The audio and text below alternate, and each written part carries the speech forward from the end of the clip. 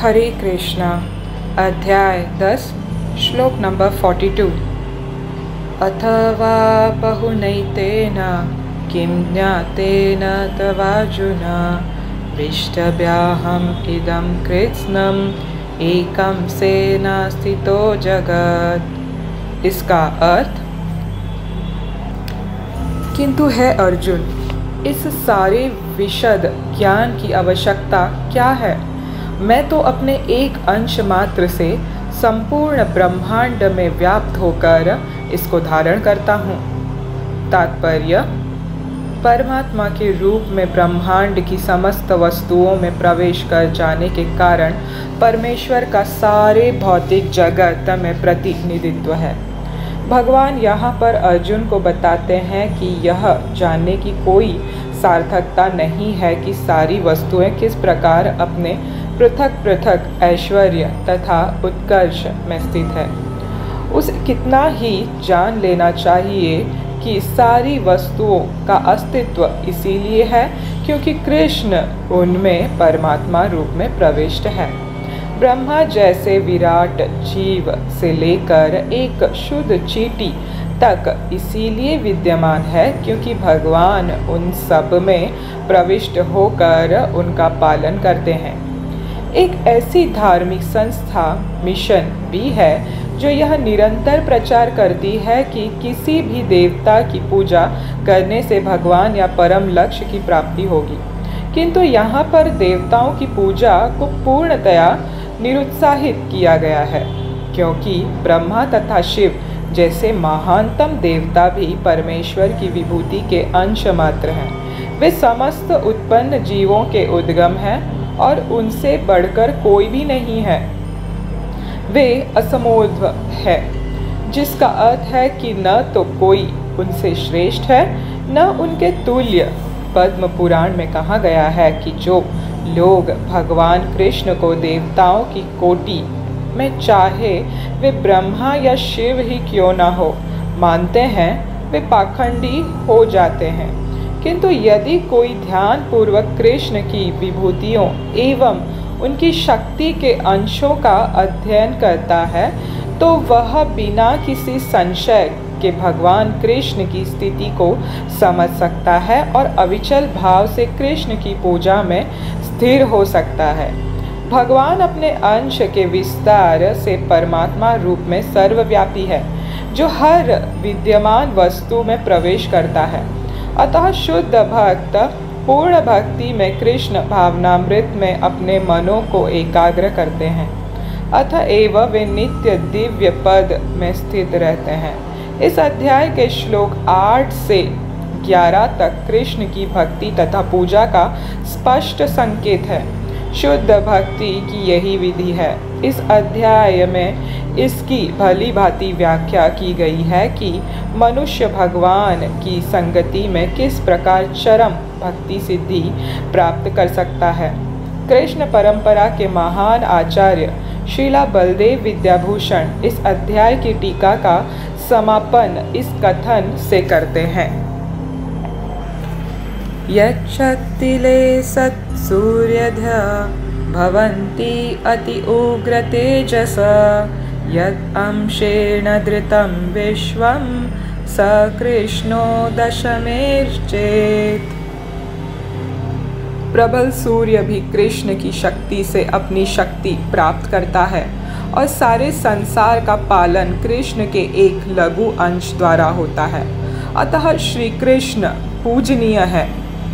इस प्रकार श्रीमद् भगवद गीता के 10वें अध्याय श्री भगवान का ऐश्वर्य का भक्ति वेदांत तात्पर्य पूर्ण हुआ। हरे कृष्णा। तो ये था इस श्लोक का तात्पर्य जो हमें श्रीला प्रभुपाद जी ने दिया है। इस श्लोक के साथ ये अध्याय भी खत्म होता है दोस्तों।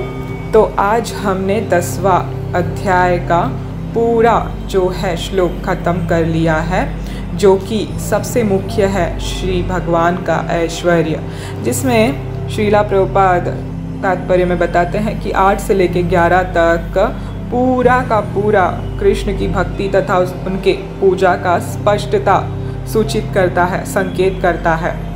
जो हमने पढ़ा था 8, 9, 10 और 11, 4 श्लोक 36 श्लोक की भगवत गीता करके, आपको याद होगा।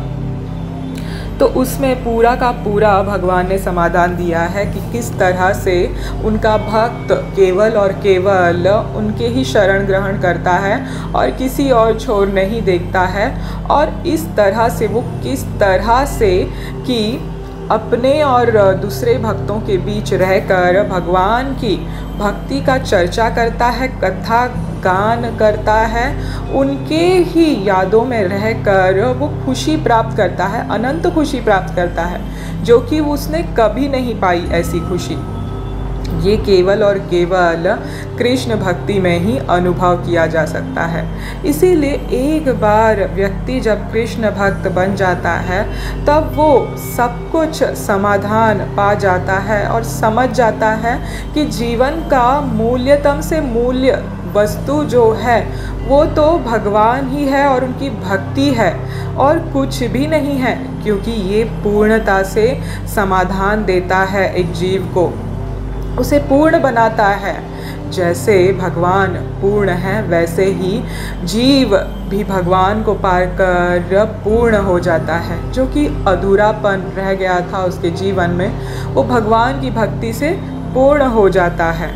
इस तरह हमने देखा कि किस तरह भगवान पूरी अपनी ऐश्वर्य बताते हैं और लास्ट में इस श्लोक में बताते हैं कि ये सब इतनी डिटेल में, इतने इसमें बताने की जाने की ज़रूरत नहीं थी, फिर भी तुम समझ लो कि सिर्फ छोटा सा एक कण मात्र ही काफ़ी है, ये संपूर्ण ब्रह्मांड व्याप्त होकर इसे धारण में करता हूँ। तो ये सही बात है, हम देखते हैं जगह जगह पर शास्त्रों में पढ़ते हैं, भक्तों से सुनते हैं कि किस प्रकार से ये अनंत कोटि ब्रह्मांड जो है उसको भगवान किस तरह से अकेले ही चलाते हैं, सब विस्तार और सब अवतारों के रूप में। इसी तरह से हम बात कर रहे थे गौर लीला के बारे में, जैसे कि अभी गौर पूर्णिमा आ रही है, मैंने आपको बताया था, तो हम गौर कथा सुनेंगे बीच बीच में। तो आज हम बाल लीला के बारे में ही सुनेंगे। जैसे कि गौर लीला में एक कथा आती है जहाँ पे निमाय जो हैं छोटे बालक, भगवान जब छोटे थे तो उनका नाम निमाय रखा गया था, गौर भगवान का, चैतन्य महाप्रभु का।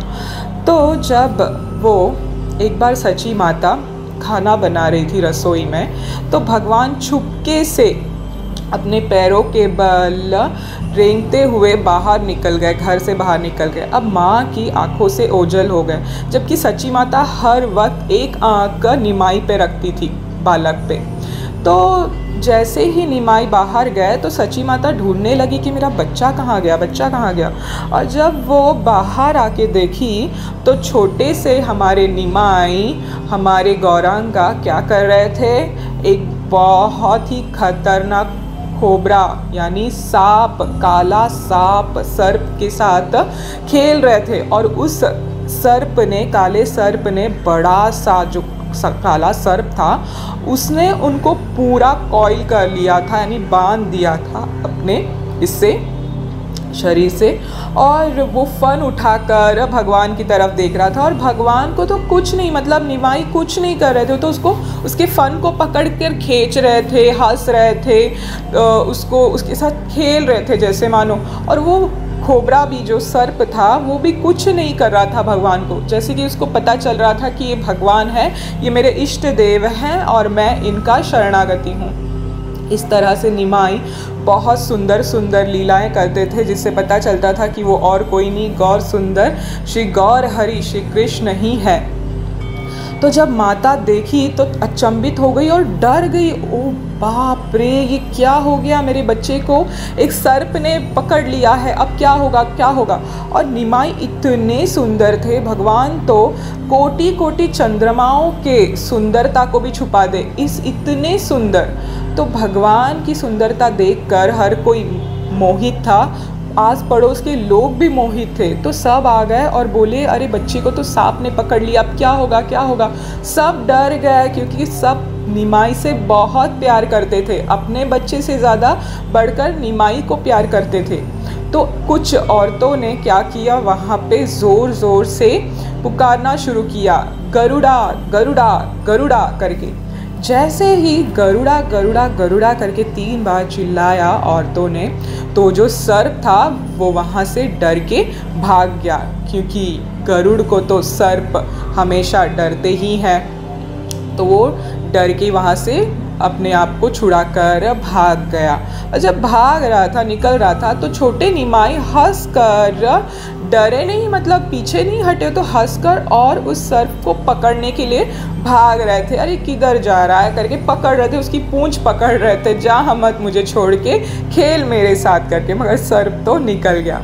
इस तरह से सब हैरान हो गए, आस पड़ोसी वाले और सची माता, कि ये कोई बालक जो है साधारण बालक नहीं है, कोई सिद्ध योगी लगता है। इस तरह से सब सोचने लगे। इस तरह से बहुत सारे सुंदर सुंदर लीलाएं हैं जो कृष्ण लीला के जैसे ही हमें आकर्षित करते हैं। खुद गौर सुंदर भगवान इतने मनोहारी हैं कि उनके शरण जाते ही हमें कृष्ण प्रेम की प्राप्ति होती है, जो किसी भगवान कृष्ण के अवतार में हमें अब तक नहीं मिली है। इसीलिए बहुत ध्यान से सुनिएगा इन सब लीलाओं को और इन्हें बार बार स्मरण कीजिएगा, ताकि हमारे ऊपर भी गौर हरि श्री कृष्ण चैतन्य महाप्रभु का आशीर्वाद हमेशा बना रहे। हरे कृष्ण कृष्ण कृष्ण हरे हरे, हरे राम राम राम हरे हरे। श्री कृष्ण भगवान की जय। श्रीला प्रभुपाद की जय।